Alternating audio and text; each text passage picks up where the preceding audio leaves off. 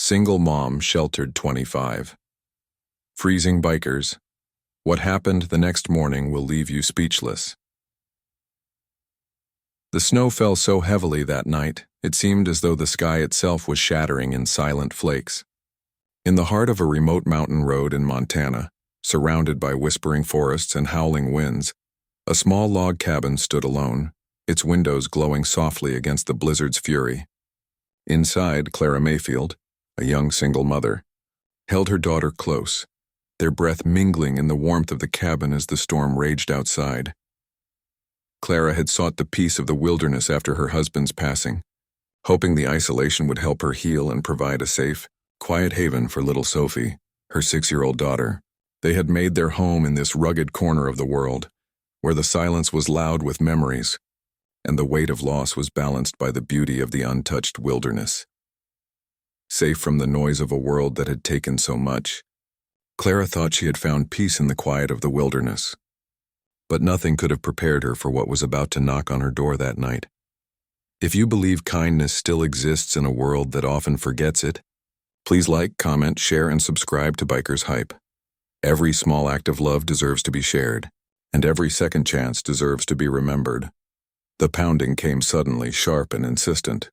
Deep, heavy knocks that rattled the wood and echoed through the stillness like distant thunder. Clara froze.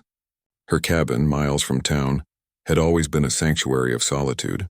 Who could possibly be out there in the middle of a storm like this? No one ever came this far, especially not during a snowstorm. Clara's heart skipped a beat as she glanced out the frosted window, her breath catching in her throat. Through the swirling blizzard, faint headlights flickered, cutting through the darkness. Dozens of shadowy figures moved toward her porch, men in black leather jackets, their clothes crusted with ice, the weight of the storm clinging to them like a second skin. The distant rumble of motorcycles idling sent a chill crawling down her spine. For a moment, fear gripped her heart. Stories about bikers were rarely kind, and none of them had ever felt comforting. She thought of Sophie, sleeping soundly in the corner, oblivious to the growing threat outside. Her hand instinctively drifted to the rifle her late husband had kept by the door. It was an old weapon, but it was loaded, and it was all she had to protect them now.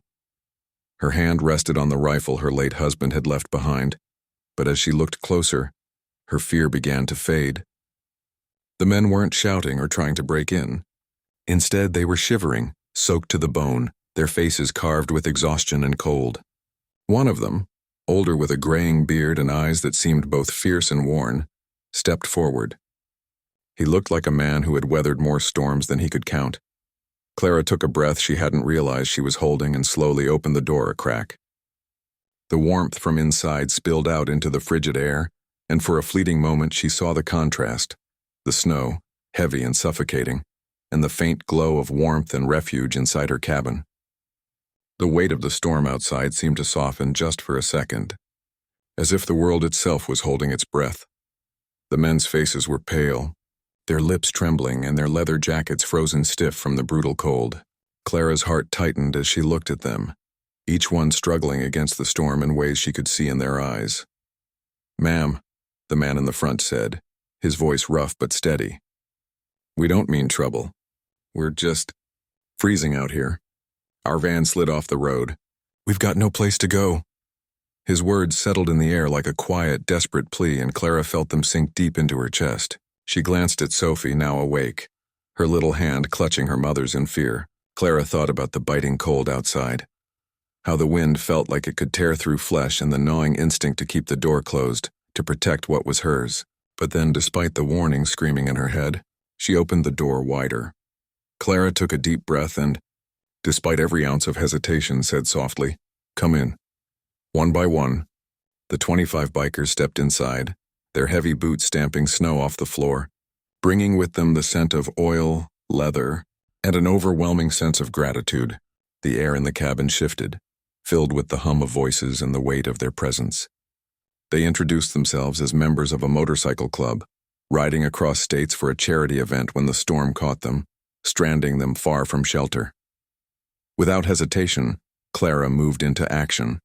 She boiled water, spread blankets across the room, and pulled out what little food she had left: canned soup, stale bread, and instant coffee. The men worked alongside her without a word, their actions speaking volumes. They stacked wood in the fireplace, melted snow for water, and did what they could to help. Their hands rough but gentle, their gratitude clear in every gesture. The warmth of the cabin wasn't just from the fire.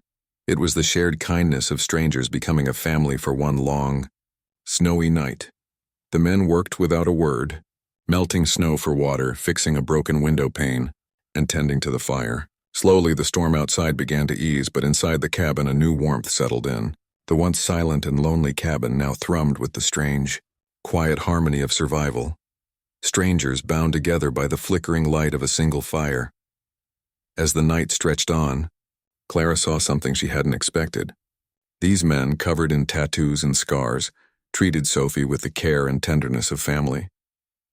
They made room for her near the fire, their gruff exteriors softening when they spoke to her. One of them, a man named Brick, found a stick outside and began to carve her a tiny wooden bird, his large hands working with surprising gentleness. The leader, the man with the gray beard, watched the scene with a quiet intensity. His eyes, weathered by years of hardship, softened as he caught sight of Sophie's bright smile. The kind of innocence that was hard to protect in a world so harsh. In that moment, Clara realized that sometimes the most unexpected people could offer the kindest acts.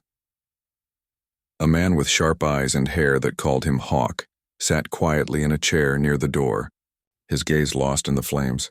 Clara caught him looking at her occasionally, not with menace but with something softer, something like guilt or the weight of old memories. When she offered him tea, he hesitated, his rough hands trembling slightly before he took the cup.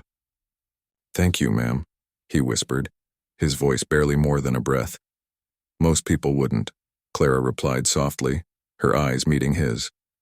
"Most people don't know what it's like to have nowhere to go." He looked at her then as if those words had struck a chord somewhere deep inside him. For a long moment, the space between them felt filled with unspoken understanding. It wasn't just the storm outside that had brought them together. It was the quiet bond of shared hardship. By morning, the storm had passed, but the silence in the cabin lingered, filled with a deeper, unspoken connection. By the time Clara stepped outside, the storm had calmed. The forest lay still and silver beneath the dawn, the world softened by the quiet beauty of the clearing sky. She thought her unexpected guest would soon leave, that the night's kindness would be a fleeting memory. But as she gazed down the road, her heart stopped.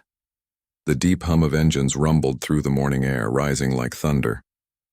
Headlights, dozens of them, cut through the mist, drawing closer with a steady, undeniable force. Within minutes, nearly 200 motorcycles roared into the clearing around her cabin, their riders dismounting in perfect unison. The air trembled with the raw power and eerie silence of the moment. Clara turned to Hawk, who had silently joined her outside. He stood beside her, his eyes scanning the approaching wave of bikes, his face unreadable. His presence beside her felt like the calm before an overwhelming storm, as if he, too, knew something was about to shift. Her breath steamed in the cold air as she whispered, "What's happening?" Hawk smiled faintly, the lines of his face softening for just a moment. "Words travel fast in our family," he replied, his voice low. "When a woman lets 25 of our brothers in on a night like that, the rest of us don't forget." As the new arrivals formed a wide semicircle around the cabin, the roar of engines slowly faded into an almost eerie stillness. One by one, the bikers removed their helmets, nodding respectfully toward Clara. The weight of their presence filled the air, but there was no aggression, no tension, only a quiet, unspoken bond. Some bikers carried boxes of supplies, while others held shovels and tools. Within an hour, the sounds of hammers, saws, and shovels replaced the silence. They were repairing her roof, clearing the snow from around her cabin, and making sure that despite the storm's fury, her home would be safe. The kindness she had shown was now being returned, not in words, but in actions. An unbreakable circle of loyalty. The bikers worked tirelessly, chopping wood, filling her pantry, and ensuring her cabin would be safe from the elements. Hawk approached Clara once more, handing her an envelope. She opened it to find a simple note in rough handwriting. "For Sophie, so she never has to be cold again." Beneath it, there was a folded check, enough to rebuild her cabin and send Sophie to school for years to come. Clara stood there, speechless, her hands trembling as she held the note. The bikers, once feared and misunderstood, were now working in unison like an army of kindness, each action a silent vow of gratitude. She had sheltered them during the storm, and now, in their own way, they were sheltering her. The snow outside glistened in the morning light, reflecting the warmth inside her cabin, the warmth of a kindness that had turned a cold, lonely night into something unforgettable. The snow glistened around them like 1,000 tiny stars, and Clara felt something shift deep within, a rekindling of faith in humanity that she thought had long been lost. As the sun began to set, casting a soft golden hue over the scene, Hawk turned toward his men and gave a subtle signal. One by one, the motorcycles roared to life, their engines rumbling through the trees like thunder rolling over the hills. Before they left, Hawk turned back to Clara, his eyes, usually so hard, softened as he spoke. "You reminded us who we are," he said quietly. "Sometimes it takes a stranger to bring the warmth back." Tears welled in Clara's eyes as she watched the bikers ride off, their silhouettes fading into the horizon. The rumble of their engines slowly faded, but the warmth they had brought her would linger long after they were gone. The roar of 200 motorcycles slowly faded into the blue of the evening snow, the bikers disappearing into the horizon like shadows swallowed by the fading light. The cabin, now stronger than ever, stood tall against the cold, its warm glow a beacon in the silent winter landscape. Sophie tugged at her mother's sleeve, her eyes wide with wonder. "Mommy, they were angels." Clara smiled through her tears, the weight of the moment settling on her heart. "Yes, baby," she whispered softly. "Hell's angels." If this story touched your heart, please like, comment, and share it. And don't forget to subscribe to Bikershype. Every act of compassion, no matter how small, can create ripples that spread farther than we ever imagine. Before we end, tell us in the comments below, would you have opened that door? That night, Clara didn't just save 25 freezing bikers, she reignited something powerful in every soul who heard her story. Sometimes the brightest light in the coldest storm comes from the heart brave enough to open its door.